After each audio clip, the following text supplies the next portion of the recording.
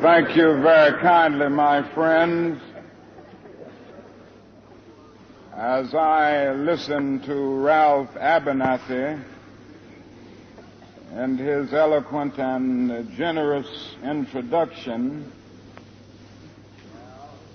and then thought about myself, I wondered who he was talking about.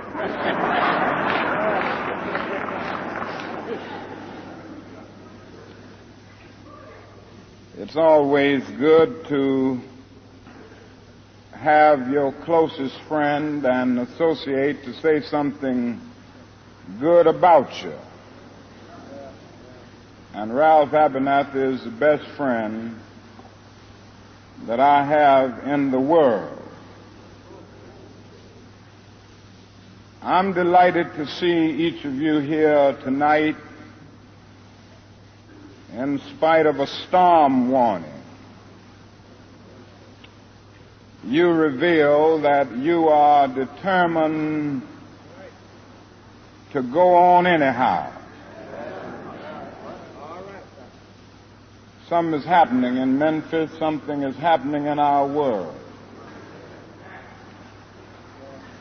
And you know, if I were standing at the beginning of time with the possibility of taking a kind of general and panoramic view of the whole of human history up to now, and the Almighty said to me, Martin Luther King, which age would you like to live in? I would take my mental flight by Egypt. And I would watch God's children in their magnificent trek from the dark dungeons of Egypt through, or rather across the Red Sea, through the wilderness on toward the Promised Land. And in spite of its magnificence, I wouldn't stop there. I would move on by Greece and take my mind to Mount Olympus. And I would see Plato, Aristotle, Socrates, Euripides, and Aristophanes assemble around the Parthenon.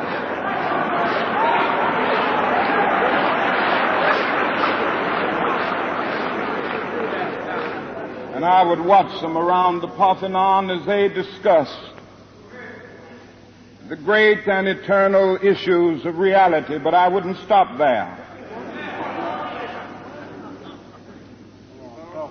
I would go on even to the great heyday of the Roman Empire. And I would see developments around there through various emperors and leaders. But I wouldn't stop there. I would even come up to the day of the Renaissance and get a quick picture of all that the Renaissance did for the cultural and aesthetic life of man, but I wouldn't stop there. I would even go by the way that the man for whom I'm named had his habitat. And I would watch Martin Luther as he tacks his 95 Theses on the door at the church of Wittenberg, but I wouldn't stop there.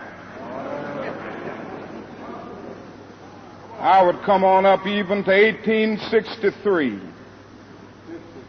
and watch a vacillating president by the name of Abraham Lincoln finally come to the conclusion that he had to sign the Emancipation Proclamation, but I wouldn't stop there.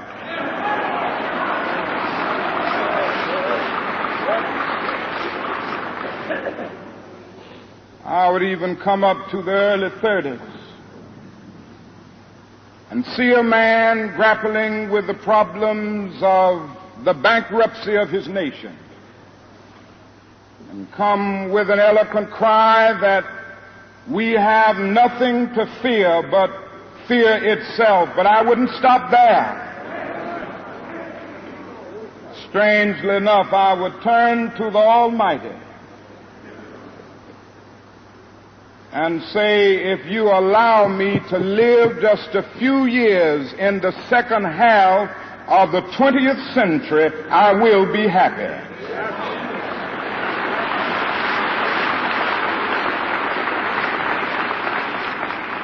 Now, that's a strange statement to make because the world is all messed up.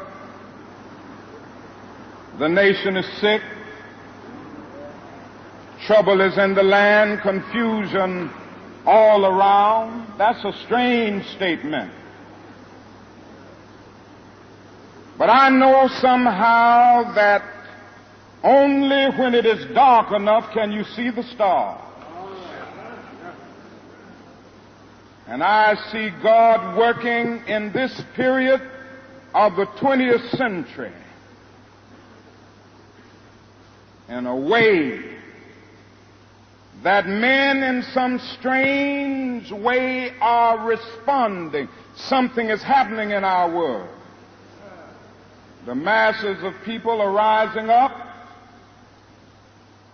and wherever they are assembled today, whether they are in Johannesburg, South Africa, Nairobi, Kenya, Accra, Ghana, New York City, Atlanta, Georgia, Jackson, Mississippi, or Memphis, Tennessee, the cry is always the same: we want to be free.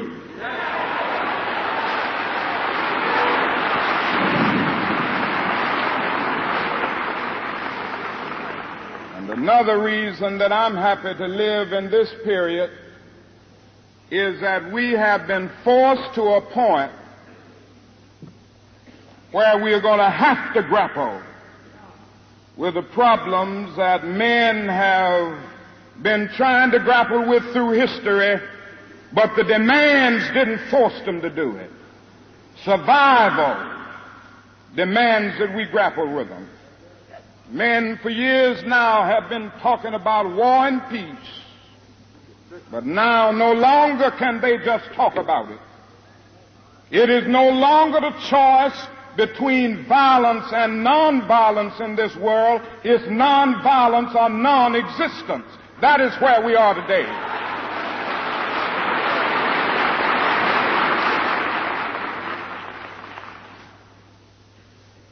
And also in the human rights revolution,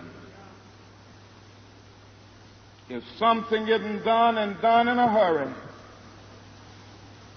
to bring the colored peoples of the world out of their long years of poverty, their long years of hurt and neglect, the whole world is doomed.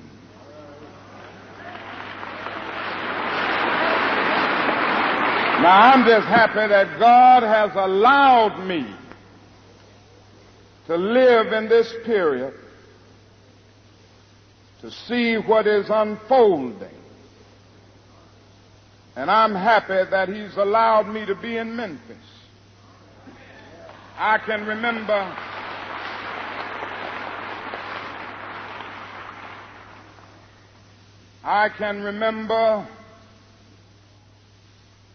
when Negroes were just going around, as Ralph has said, so often scratching where they didn't itch and laughing when they were not tickled.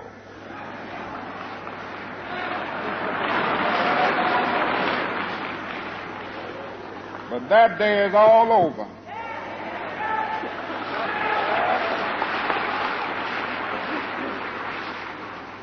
We mean business now, and we are determined to gain our rightful place in God's world.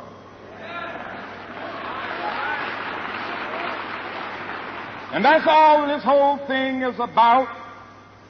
We aren't engaged in any negative protest and in any negative arguments with anybody. We are saying that we are determined to be men. We are determined to be people. We are saying We are saying that we are God's children. And if we are God's children, we don't have to live like we are forced to live. Now, what does all of this mean in this great period of history? It means that we've got to stay together. We've got to stay together and maintain unity. You know, whenever Pharaoh wanted to prolong the period of slavery in Egypt, he had a favorite formula for doing it. What was that? He kept the slaves fighting among themselves.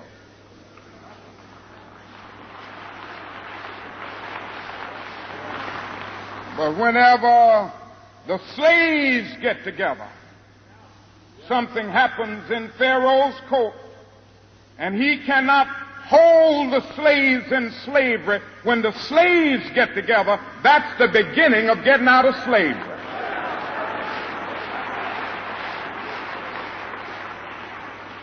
Now let us maintain unity. Secondly, let us keep the issues where they are. The issue is injustice. The issue is the refusal of Memphis to be fair and honest in its dealings with its public servants who happen to be sanitation workers.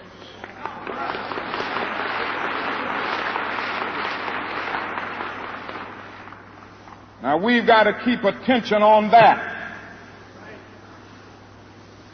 That's always the problem with a little violence.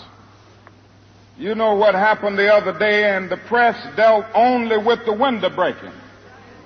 I read the article. They very seldom got around to mentioning the fact that 1,300 sanitation workers are on strike, and that Memphis is not being fair to them, and that Mayor Loeb is in dire need of a doctor. They didn't get around to that.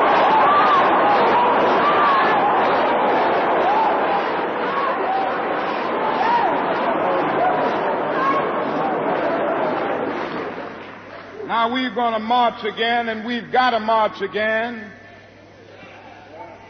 in order to put the issue where it is supposed to be.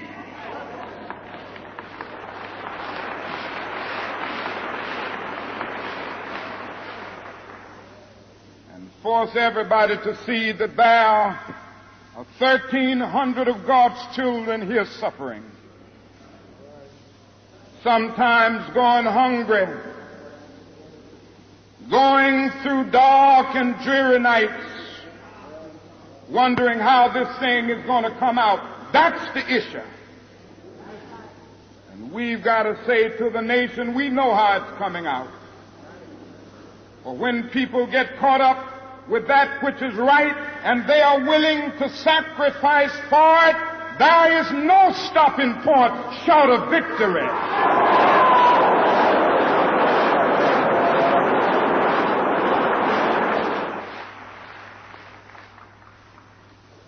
We aren't going to let any mace stop us.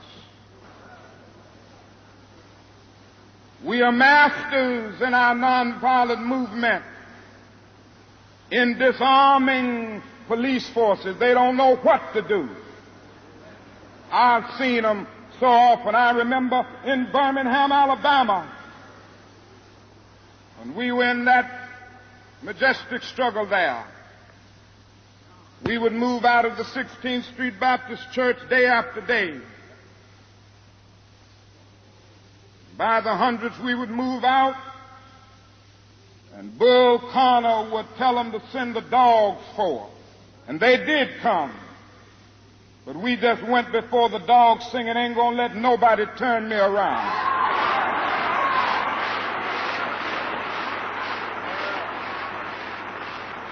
Bull Connor next would say, turn the fire hoses on. And as I said to you the other night, Bull Connor didn't know history. He knew a kind of physics that somehow didn't relate to the transphysics that we knew about. And that was the fact that there was a certain kind of fire that no water could put out.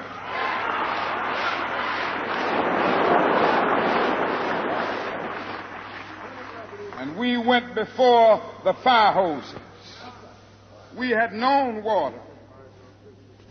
If we were Baptists or some other denomination, we had been immersed. If we were Methodists and some others, we had been sprinkled. But we knew water. That couldn't stop us. And we just went on before the dogs, and we would look at them, and we'd go on before the water hoses, and we would look at it. And we just go on singing, over my head I see freedom in the air. And then we would be thrown into paddy wagons, and sometimes we were stacked in there like sardines in a can. And they would throw us in, and old Bull would say, take them off. And they did, and we would just go on in the paddy wagon singing, we shall overcome. And every now and then we'd get in jail, and we'd see the jailers looking through the windows, being moved by our prayer and being moved by our words and our song. And there was a power there which Bull Connor couldn't adjust to. And so we ended up transforming Bull into a steer, and we won our struggle in Birmingham.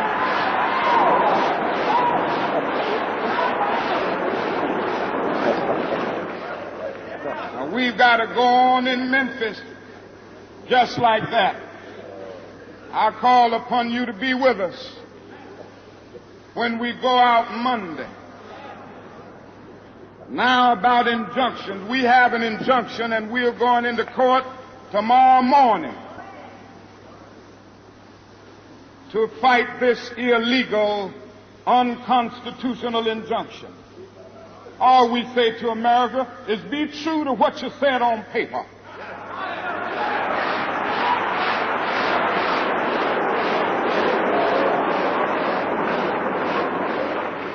If I lived in China or even Russia or any totalitarian country, maybe I could understand some of these illegal injunctions.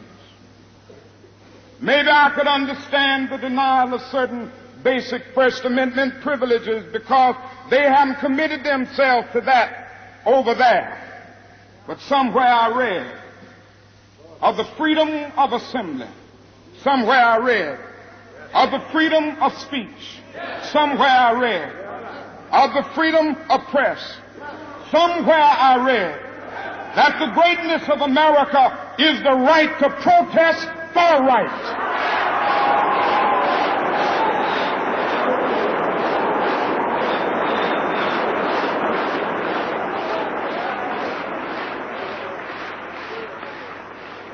And so just as I say we aren't going to let any dogs or water hoses turn us around, we aren't going to let any injunction turn us around.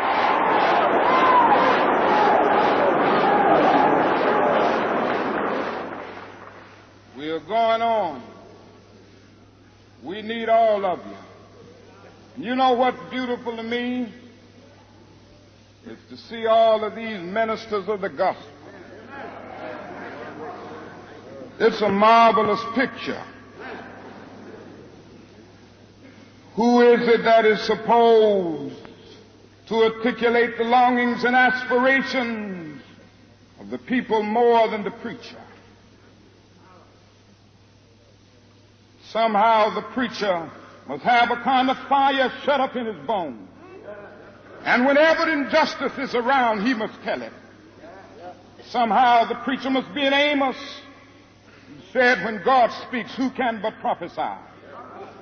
Again with Amos, let justice roll down like waters and righteousness like a mighty stream. Somehow the preacher must say with Jesus, the Spirit of the Lord is upon me because he has anointed me.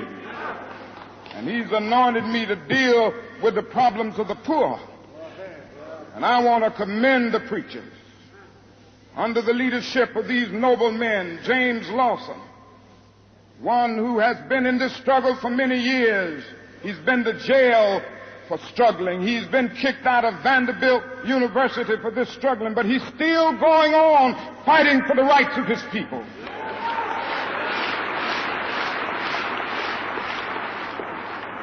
Reverend Ralph Jackson, Billy Childs, I could just go right on down the list.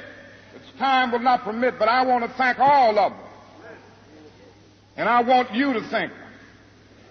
Because so often preachers aren't concerned about anything but themselves.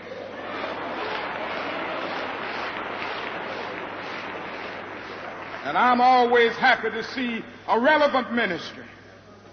It's all right to talk about long white robes over yonder and all of its symbolism. But ultimately, people want some suits and dresses and shoes to wear down here.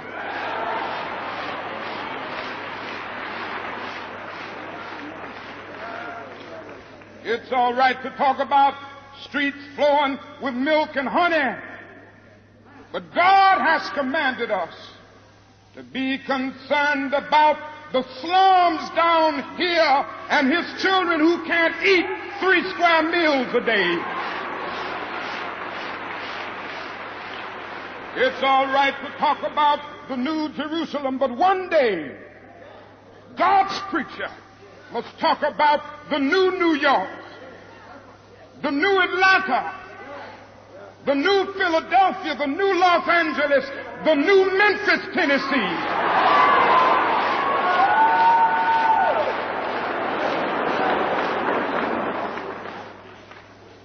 This is what we have to do. Now, the other thing we'll have to do is this. Always anchor our external direct action with the power of economic withdrawal. Now, we are poor people. Individually, we are poor when you compare us with white society in America. We are poor. Never stop and forget that collectively, that means all of us together, collectively we are richer than all the nations in the world with the exception of 9. Did you ever think about that?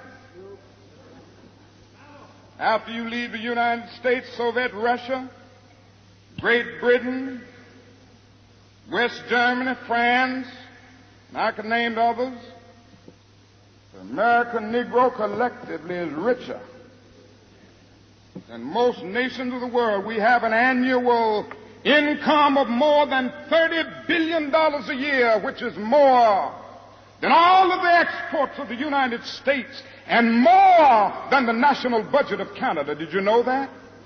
That's power right there if we know how to pool it.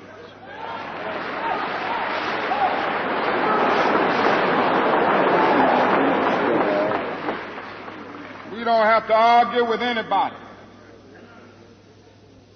We don't have to curse and go around acting bad with our words. We don't need any bricks and bottles. We don't need any Molotov cocktails. We just need to go around to these stores and to these massive industries in our country and say, God sent us by here to say to you that you're not treating his children right. And we come by here to ask you to make the first item on your agenda fair treatment where God's children are concerned. Now, if you are not prepared to do that, we do have an agenda that we must follow. And our agenda calls for withdrawing economic support from you.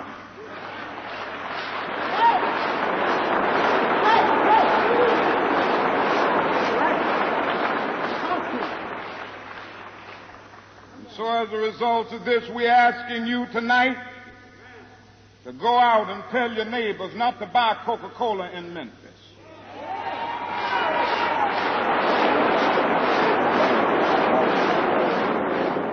Go by and tell them not to buy seal test milk.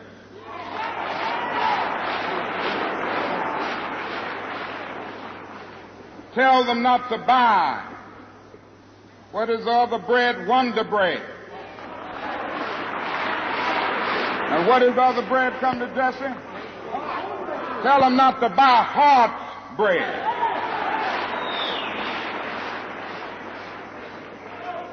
As Jesse Jackson has said, up to now, only the garbage men have been feeling pain. Now we must kind of redistribute the pain.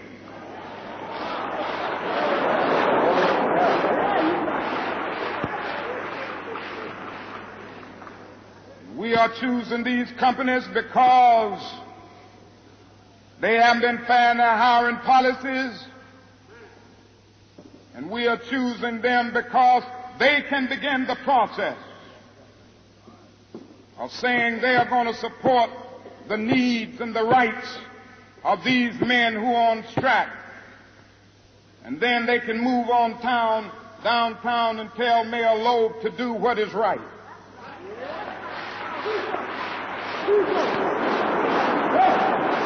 And not only that, we've got to strengthen black institutions. I call upon you to take your money out of the banks downtown and deposit your money in Tri-State Bank.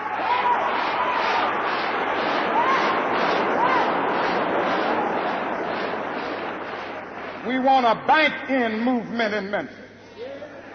Go by the Savings and Loan Association.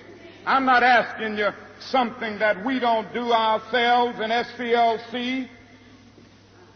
Judge Hooks and others will tell you that we have an account here in the Savings and Loan Association from the Southern Christian Leadership Conference.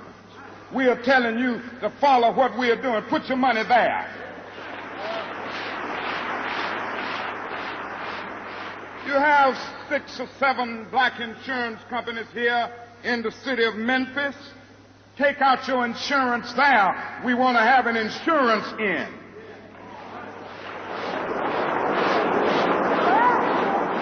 Now, these are some practical things that we can do.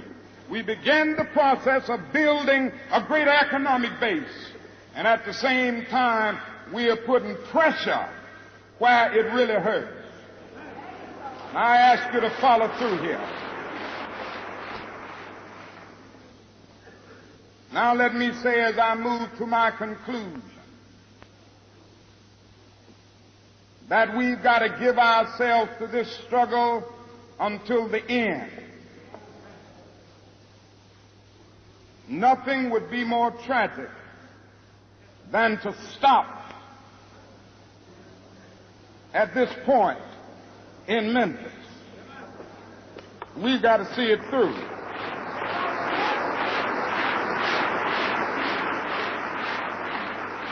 When we have our march, you need to be there. If it means leaving work, if it means leaving school, be there.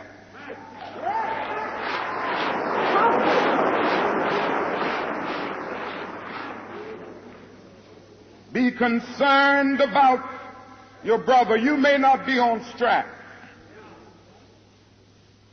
but either we go up together or we go down together.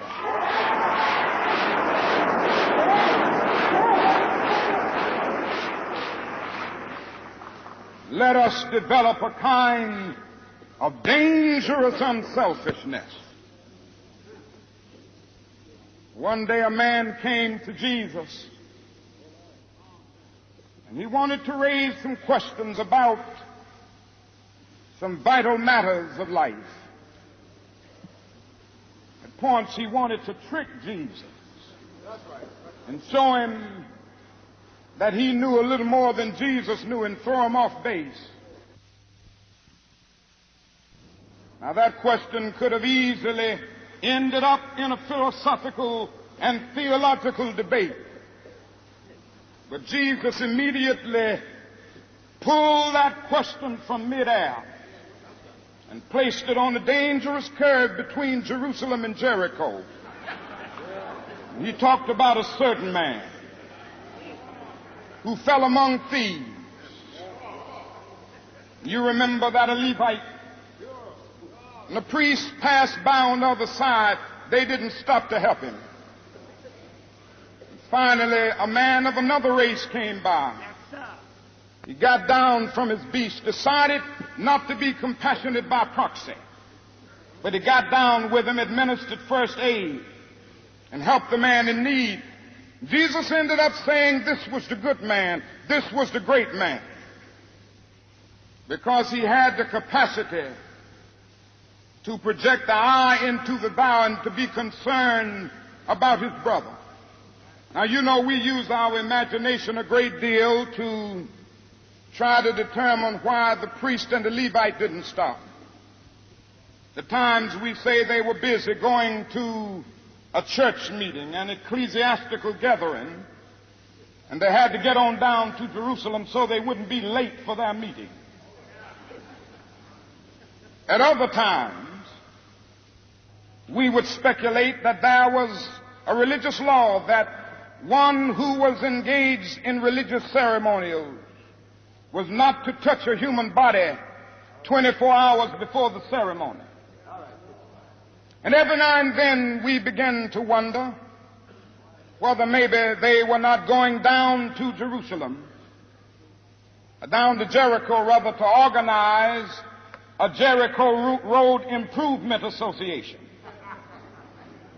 That's a possibility. Maybe they felt that it was better to deal with the problem from the causal root rather than to get bogged down with an individual effect. But I'm going to tell you what my imagination tells me. It's possible that those men were afraid. You see, the Jericho Road is a dangerous road. That's right. I remember when Mrs. King and I were first in Jerusalem. We rented a car and drove from Jerusalem down to Jericho. And as soon as we got on that road, I said to my wife, I can see why Jesus used this as the setting for his parable. It's a winding, meandering road. It's really conducive for ambushing. You start out in Jerusalem, which is about 1,200 miles, or rather 1,200 feet above sea level. And by the time you get down to Jericho, 15 or 20 minutes later, you're about 2,200 feet below sea level. That's a dangerous road. In the days of Jesus, it came to be known as the bloody paths. You know, it's possible that the priest and the Levite looked over that man on the ground and wondered if the robbers were still around. Or it's possible that they felt that the man on the ground was merely faking. And he was acting like he had been robbed and hurt in order to seize them over there, lure them there for quick and easy seizure. And so the first question that the priest asked, the first question that the Levite asked was, if I stop to help this man, what will happen to me? But then the Good Samaritan came by, and he reversed the question. If I do not stop to help this man, what will happen to him? That's the question before you tonight. Not if I stop to help the sanitation workers, what will happen to my job? Not if I stop to help the sanitation workers, what will happen to all of the hours that I usually spend in my office every day and every week as a pastor? The question is not if I stop to help this man in need, what will happen to me? The question is, if I do not stop to help the sanitation workers, what will happen to them? That's the question.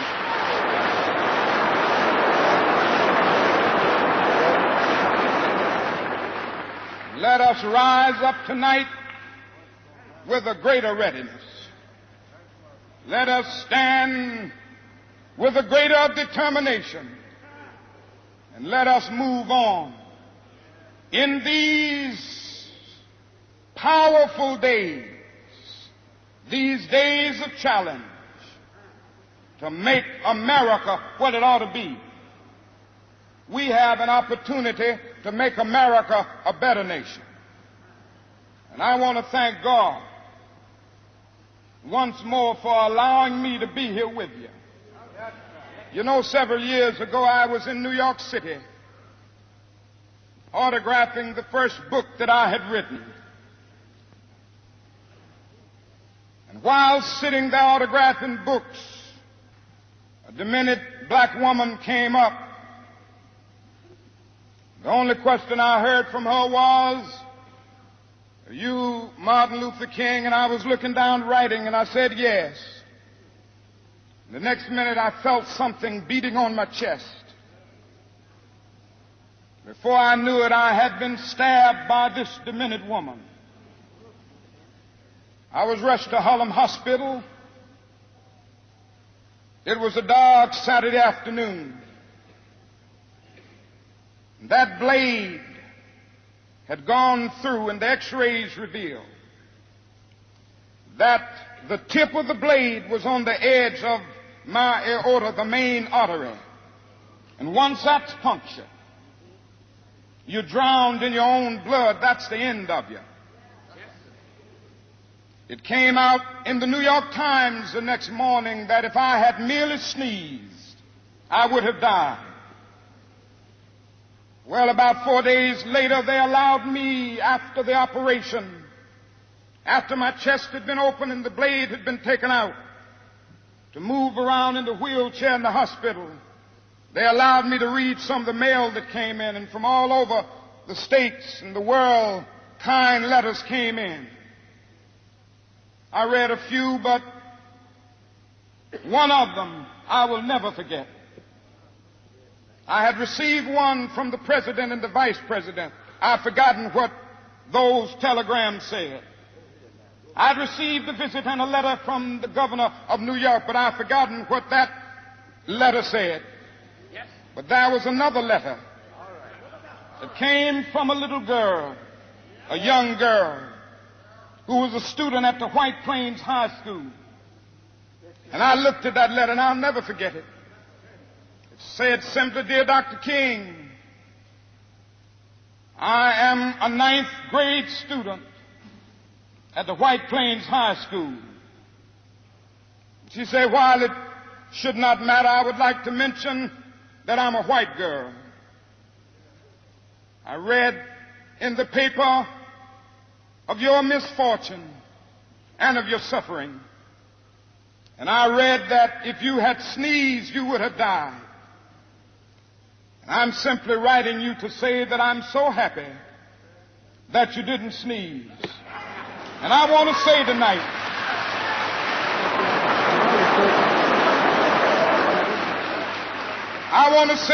that I too am happy that I didn't sneeze, because if I had sneezed, I wouldn't have been around here in 1960, when students all over the South started sitting in at lunch counters. And I knew that as they were sitting in, they were really standing up for the best in the American dream and taking the whole nation back to those great wells of democracy which were dug deep by the founding fathers in the Declaration of Independence and the Constitution. If I had sneezed, I wouldn't have been around here in 1961 when we decided to take a ride for freedom and ended segregation in interstate travel. If I had sneezed, I wouldn't have been around here in 1962 when Negroes in Albany, Georgia decided to straighten their backs up. And whenever men and women straighten their backs up, they are going somewhere, because a man can't ride your back unless it is bent. If I had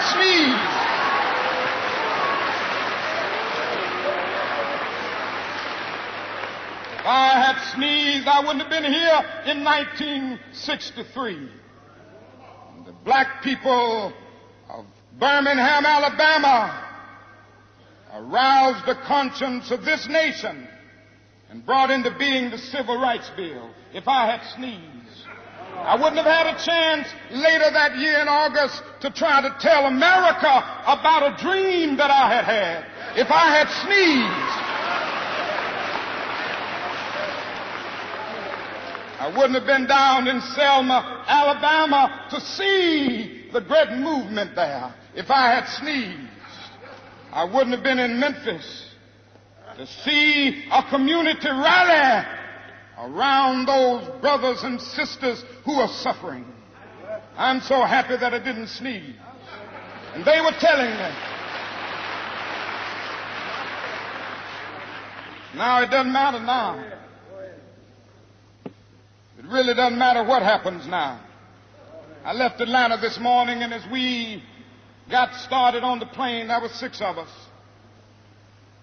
The pilot said over the public address system, "We're sorry for the delay, but we have Dr. Martin Luther King on the plane, and to be sure that all of the bags were checked, and to be sure that nothing would be wrong on the plane, we had to check out everything carefully, and we've had the plane protected and guarded all night."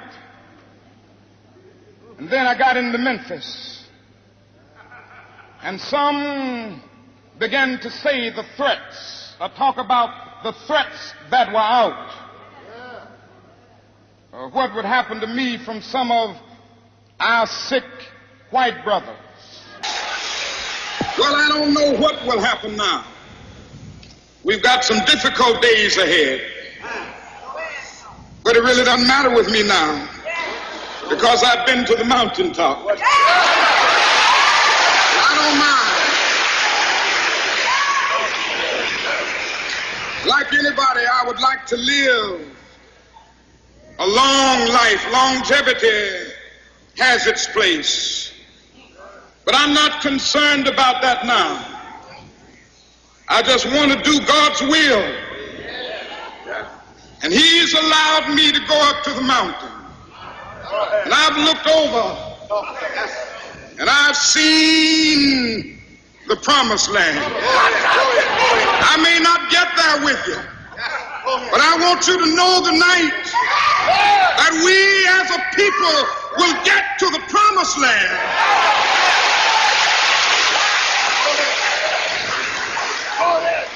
So I'm happy tonight. I'm not worried about anything. I'm not fearing any man. Mine eyes have seen the glory of the